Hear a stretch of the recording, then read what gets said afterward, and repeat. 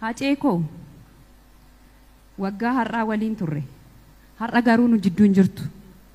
Ta'us qaamaan nurraa gargar baate malee yaadaaf qalbiin kee nu bira jira waliin jiraannas.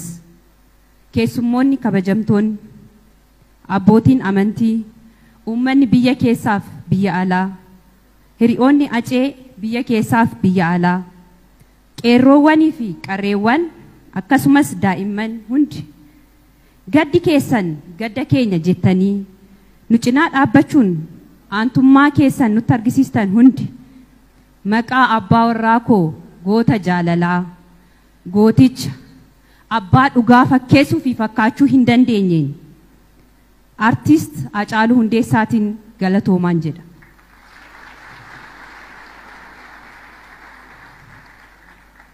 Baga nagaan dhuftan. Acee koo akkuma atuu jette siif jiraadhee du'uun koo egaa waan hin oolle gaariif ammeenya kee waliisaan wallaalee kan si dinqu anwaalama dhabduun ta'e kanan gaabbu kan na aarsu bifa tokkoon meeqan du'e.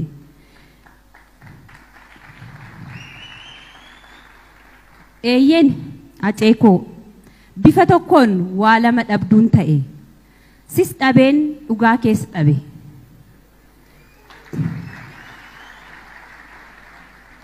Dhugaan kee waaqaa fi micayyoo si bira jirtu qofa bira jira. Kan si nyaattees kan si nyaachistees ishuma.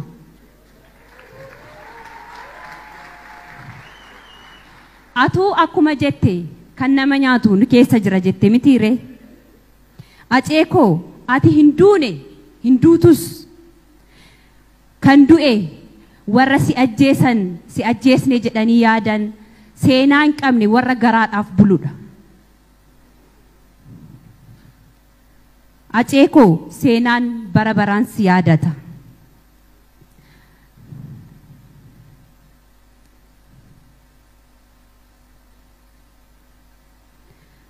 Aceen koo akkuma jedhe dhugaan kee dhugaadha. Mul'atee ifa jira. Haqa kee hinaalu beeka si miidheera.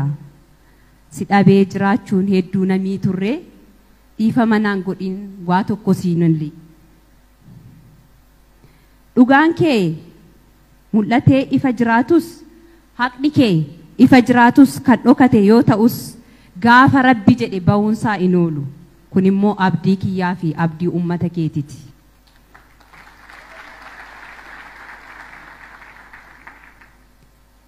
Acee koo ati hin duune hin duutus yaa gootummaa kee yaa kaayyoo kee waanumaan ittiin si ibsuun qabu. Yeroo mara waliin jiraanna. Ati anaaf biyya fagoo deemteetta. Yaadaa fi qalbiin kee nu waliin jiraata. Gaaffii wabii, gaaffii milkii keessattuu kan giifti deebii dhabullee ijaan si arguu baatan illee yaadaaf qalbiin si waliin jiraatu.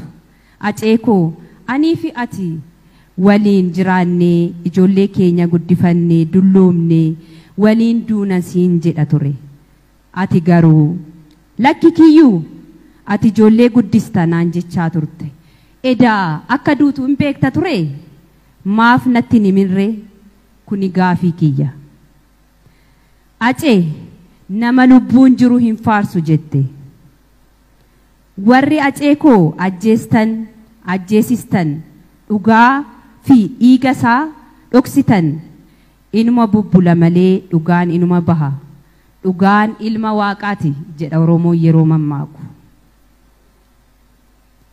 Acee koo dandeettii fi obsa siif kenne anaafis ijoollee keefis uummataafis haa kennu. Osoo fakkeessuu fi fakkaachuu dandeesse yoomsi dhabna turre. Ijoolleen kees abbaan keenya hin dhufu jedhanii nan gaafatan ture.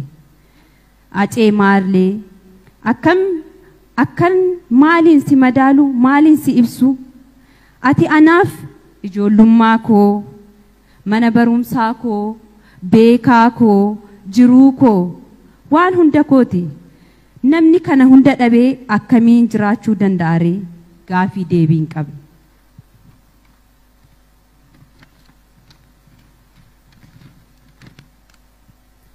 Acee koo boolla kee daadhiin haa guutu.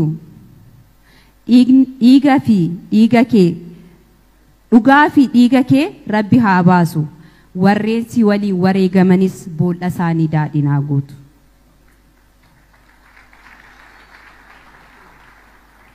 Akka imaanaatti kanuun uummata kootiif dabarsu. Namoonni biyya keessaa biyya alaa maqaa isaatiin daldaltan gara barbaadanitti ooftan kana dhaabaa.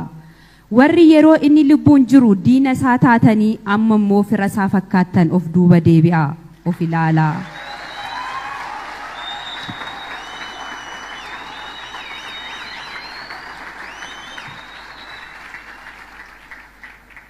Mee erga boqatee haa ciisu yoo dandeessan warri fakkeessitan fakkeessuu irra ta'uutu caala.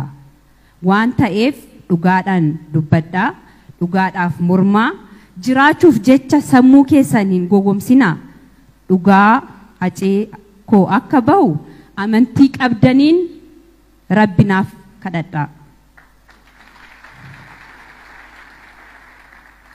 Egaa hundi keenya akka namaatti, akka lammiitti maqaa acee, hojii acee, seenaadhaa ol akka jiraatuuf hundi keenya dirqama lammummaa haa baanu. Galatooma.